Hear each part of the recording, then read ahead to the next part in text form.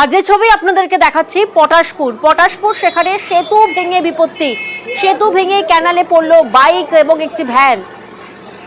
পটাশপুরের ব্রজকিশোরপুরের ঘটনা। প্রতিনিধি পঙ্কজ এই মুহূর্তে আমাদের সঙ্গে রয়েছেন। পঙ্কজ, এই সেতু ভাঙলো কিভাবে এবং এই সেতু কি একেবারে ভগ্নদশায় ছিল?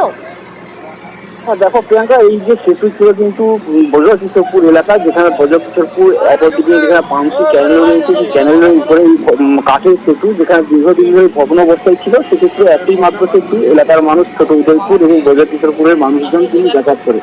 এই সেতু আজকে হঠাৎ 10টা নাগাদ একজন বাইক চারণ বাইক নিয়ে যাওয়ার সময় এবং ইঞ্জিন ভ্যান যেখানে নিয়ে যাওয়ার সময় কিন্তু ভেঙে পড়ে যায় একেবারে ক্যানেলে, যেখানে গুরুতর আহত হয় ইঞ্জিন রিক্সার চালক এবং কিন্তু মোটরসাইকেল আরোহী। সেক্ষেত্রে এই যে দীর্ঘদিন ধরে বিহাল হয়ে রয়েছে এই কাঠের ব্রিজ, একটি মাত্র সম্বল এই ব্রিজটি যেখানে ওপর পারি, যেখানে স্কুল রয়েছে, হাসপাতাল রয়েছে এবং বিভিন্ন প্রশাসনিক দপ্তর রয়েছে, যাওয়ার জন্য এই ব্রিজের উপর দাবি ছিল, সেই দাবি কিন্তু পূরণ হয়নি।